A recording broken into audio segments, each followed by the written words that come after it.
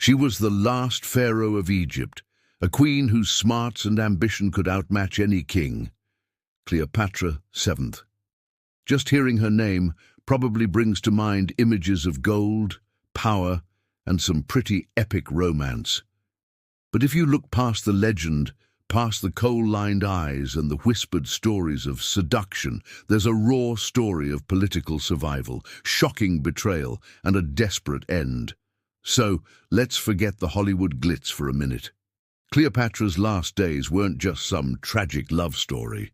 They were a chaotic mess of empires crumbling, cold-blooded decisions, and a queen's last, defiant stand against what was coming. What actually went down in those final, frantic hours as Octavian, the most powerful man in the world, was closing in. It's a story of sheer power, impossible choices, and an ending that still fascinates us today. Section 1. Exposition. The Queen at her zenith, the Roman storm. To really get why it all fell apart, we first need to remember just how high she flew. Cleopatra wasn't just some beautiful face. She was a powerhouse, fluent in multiple languages, a sharp politician, a skilled diplomat. She had it all. She'd navigated through treacherous family feuds, civil war, and the ever-growing might of Rome, all to keep Egypt independent and thriving. Her alliances? They were legendary and deeply personal.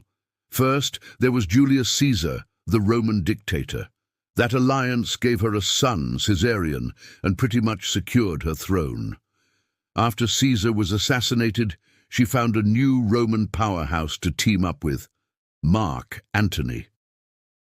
Their relationship wasn't just a steamy affair, it was a smart political move, a joining of forces aiming to control the Eastern Mediterranean and push back against the rising power of Caesar's ambitious heir, Octavian. And for a while, they were an incredible force. Antony, a celebrated general, and Cleopatra, queen of the richest kingdom in the Mediterranean. They seemed unstoppable. They threw lavish ceremonies like the donations of Alexandria, where they handed out territories to their kids, basically daring Octavian to do something about it. This bold show of power, especially Antony declaring Caesarion as Caesar's true heir, was a massive slap in the face to Rome and a direct threat to Octavian. Octavian, who was a genius at propaganda, wasted no time painting Cleopatra as this dangerous foreign temptress who had twisted Antony against his own country. The Roman Senate, already nervous about Antony's ambitions in the East and his apparent snubbing of Roman tradition, eventually declared war. But here's the kicker: they declared it on Cleopatra, not Antony. It was a clever move that forced Antony to defend a foreign queen against his own republic. The stage was set for a showdown that would change everything. Section 2. Inciting incident. The tide turns at Actium. So where did it all start to go wrong? The big moment, the point when Antony and Cleopatra's glittering world really started to shatter, was the Battle of Actium on September 2nd, 31st BC. This wasn't just some minor skirmish. It was a colossal naval battle off the Greek coast that would decide who ruled the Roman world. Antony and Cleopatra had a huge fleet, but Octavian, led by the brilliant Admiral Marcus Agrippa, had ships that were quicker and arguably crews that were more disciplined. From what we know, it was a tough fight. But then, at a crucial point, Cleopatra's squadron, maybe it was a prearranged plan, maybe she saw the battle was lost, broke through the Roman lines and sailed for Egypt. Antony, seeing her leave, made a decision that would seal their fate. He followed her with a few ships, leaving most of his fleet without a leader and totally demoralized. What was left of their forces either surrendered or were defeated. Actium wasn't just a loss, it was a catastrophe. It smashed their naval power, gutted their armies, and most importantly, destroyed their image of being unbeatable. They limped back to Alexandria, but the taste of defeat was harsh, and Octavian's shadow was looming large. The final chapter of Cleopatra's reign was about to begin. Section 3. rising action, the unraveling, betrayals and desperate maneuvers. That next year, after Actium, was a slow, painful spiral into despair for Cleopatra and Antony. Back in Alexandria, they tried to pull things together, to brace for Octavian's inevitable invasion. But the defeat at Actium had planted seeds of doubt and rebellion. Antony's allies and soldiers started bailing on him, running to join Octavian. Cleopatra, ever the pragmatist, desperately tried diplomacy. She reportedly offered Octavian a deal. She'd step down if her children could rule and Egypt could stay autonomous. She even sent her oldest son, Caesarion, south, possibly hoping he could make it to India and keep the Ptolemaic line going. But Octavian wasn't playing. He had zero intention of letting Cleopatra or her family stay in power. He saw Caesarion, Julius Caesar's biological son, as a massive threat to his own claim as Caesar's adopted heir. He even famously said, "Two Caesars are one too many." As Octavian's forces marched into Egypt in early 30 BC, taking key spots, you can imagine the atmosphere in Alexandria. Pure dread. Antony, once a famed Roman general, watched his last legions desert him. Cleopatra, meanwhile, started making grim preparations in her mausoleum, a grand tomb she'd been building. She moved her treasures there, gold, jewels, royal finery, along with stuff that would burn easily. Maybe she planned to torch it all rather than let Octavian get his hands on it. The political games were frantic, betrayals were piling up, and Cleopatra was gearing up for her last stand, not just for her kingdom, but for her life and her children's future. Section 4. Climax, the final days, siege, suicide and surrender. By August of 32nd BC, Octavian's army was right at the gates of Alexandria. The final battle for Egypt was quick and brutal. Antony's few remaining troops were crushed. The story goes that Antony, hearing a false rumor that Cleopatra had already killed herself, did what many Roman nobles did in defeat. He fell on his sword. Mortally wounded, they carried him to Cleopatra's mausoleum, where she'd locked herself in with her most loyal attendants. He died there, in her arms, a tragic end for a guy who once commanded legions and shared a queen's massive ambitions. Cleopatra was now utterly alone, a queen with no kingdom, a lover without her partner.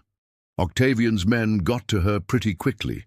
The historian Plutarch tells us she tried to stab herself, but was disarmed by one of Octavian's officers.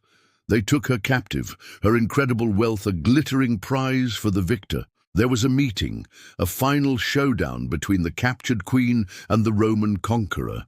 Even then, in defeat, Cleopatra reportedly tried to negotiate, maybe for her children's lives or for a dignified end. But Octavian wasn't moved. His intentions were crystal clear. He planned to drag her through the streets of Rome in his victory parade, a living trophy of his triumph and Egypt's defeat. That was one humiliation Cleopatra was determined to avoid.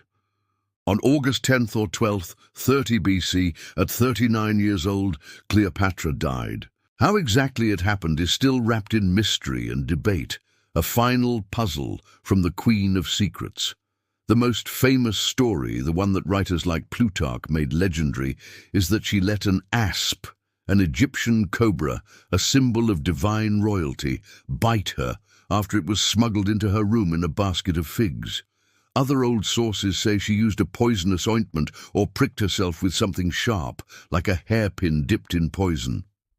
Some modern scholars even think it might have been a specially prepared, deadly cocktail of drugs. There are also theories, though not as well backed up by ancient texts, that Octavian might have forced her to commit suicide or even had her murdered.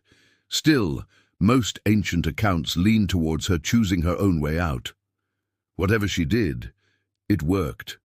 She wouldn't be paraded through Rome. Section 5. Falling action, the aftermath, Rome's new province, a family's fate.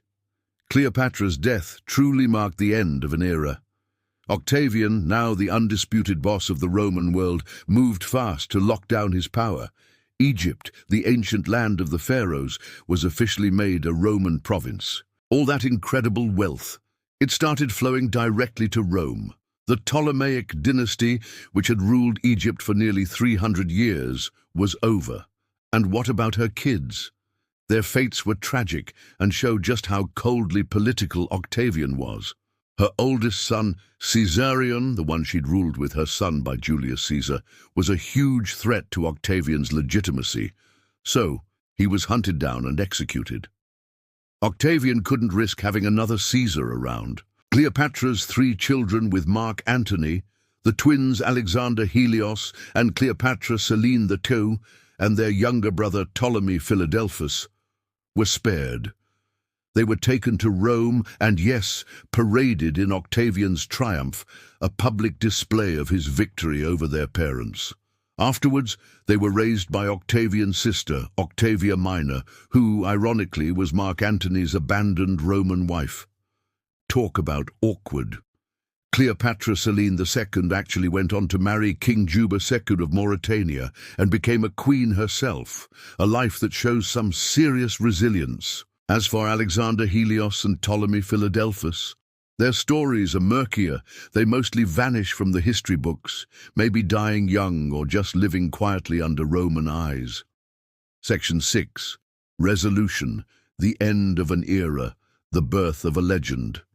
Cleopatra's death and Egypt falling to Rome weren't just minor events. They were absolute game-changers in history. They cemented Octavian's total power, letting him transform Rome from a republic into an empire, with himself, soon to be known as Augustus, as its first emperor. Egypt's vast riches helped fund his ambitions and stabilize this new Roman order. For Egypt, it meant the end of thousands of years of pharaohs and the start of centuries under Roman rule. But here's the amazing thing. Cleopatra's legacy turned out to be way more lasting than her kingdom. Roman propaganda did its best to paint her as this decadent, manipulative foreign seductress who corrupted good Roman men. But even in those biased accounts, you can't miss her power, her intelligence, and her sheer charisma. Over the centuries, the myth of Cleopatra has just grown and grown. The femme fatale, the tragic lover, the exotic queen. Yet underneath all those layers of legend is a real historical figure of incredible ability. A brilliant politician, a gifted linguist, a naval commander and a queen who fought fiercely to keep her country independent in a world being swallowed up by a superpower. Her final days weren't just a personal tragedy. They were the explosive finale to a clash of titans, the end of Hellenistic Egypt, and a powerful example of a queen who, even in defeat, managed to control her own story one last time.